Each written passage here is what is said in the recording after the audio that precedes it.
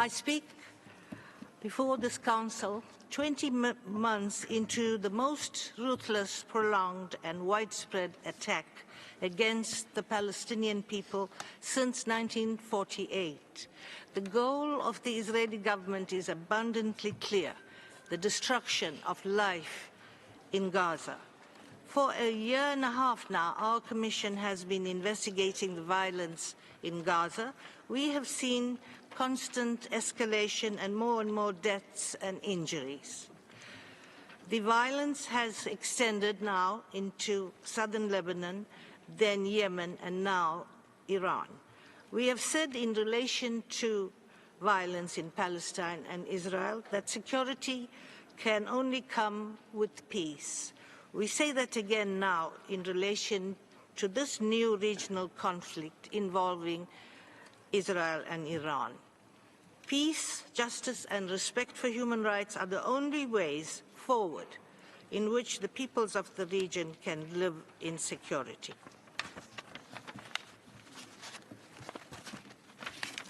We should not let this regional escalation divert our attention from the ongoing carnage in Gaza, where hundreds continue to be killed each week.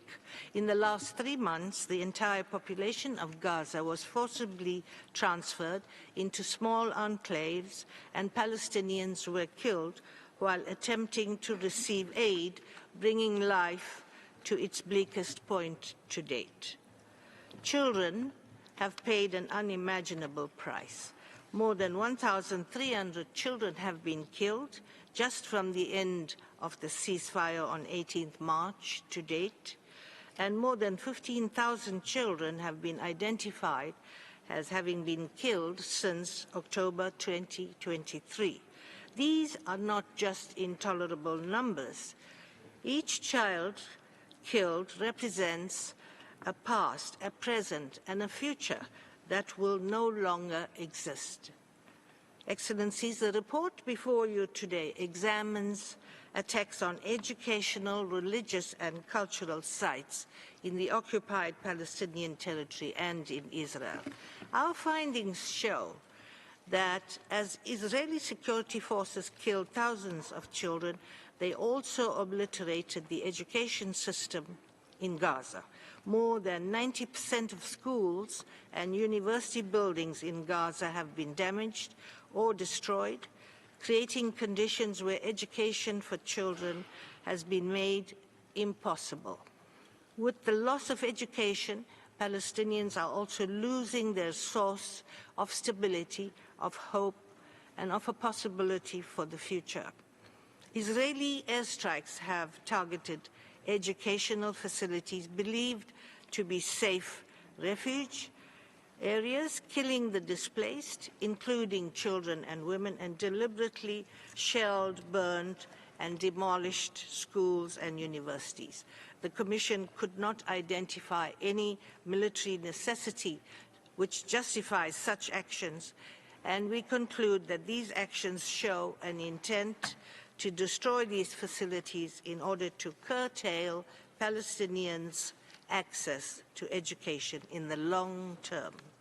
These attacks were part of a widespread and relentless assault against the Palestinian people, in which Israeli forces have committed war crimes, including directing attacks against civilians and willful killing, and the crime against humanity of extermination. Excellencies, the systematic targeting of educational facilities has extended well beyond Gaza and has impacted all Palestinian children in the occupied Palestinian territory. In the occupied West Bank, including East Jerusalem, closures, demolition orders, restrictions, military raids, and large-scale military operations have resulted in a significant loss of school days. Settlers have been responsible for violent attacks against schools and against students, leaving children and educators terrified and traumatized. Israeli authorities often directly incite such attacks or do not protect Palestinians promoting a regime of impunity for violent settlers.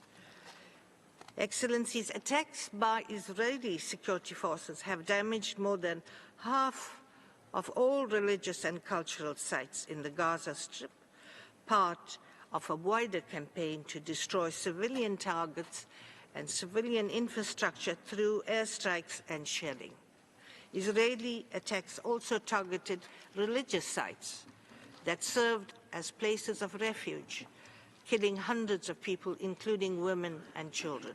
Such damage was completely avoidable, given that Israeli security forces knew, or should have known, the locations and the significance of Gaza's prominent cultural sites and should have planned all military operations accordingly. The damage to religious and historical buildings, monuments, and other tangible heritage has a cascading effect and deeply affects intangible cultural elements such as religious and cultural practices, memories, and history, undermining the identity of Palestinians as a people. In the occupied West Bank, including East Jerusalem, the Commission found that Israeli authorities have appropriated, developed, and profited from cultural heritage sites representing Palestinian, Jewish, and other cultures, and have suppressed non-Jewish heritage. They displaced Palestinian residents from those sites, blocked or severely restricted Palestinians from accessing such sites, and conducted archaeological excavations leading to the creation of tourist attractions, which is unlawful under international law. Such actions deny the relationship of Palestinians to the land's heritage and history. Israel has been using cultural heritage and settlements as leverage for its unlawful territorial claims in the occupied West Bank, in flagrant defiance of multiple United Nations resolutions and the 2024 advisory opinion of the International Court of Justice. Excellencies, we have repeatedly requested the Israeli authorities to grant us immediate, unimpeded access to the occupied Palestinian territory, including Gaza, in accordance with our mandate and the order of the International Court of Justice of 24th May 2024. Israel has ignored all of these requests. The Commission reiterates its call for a complete and unconditional cessation of hostilities.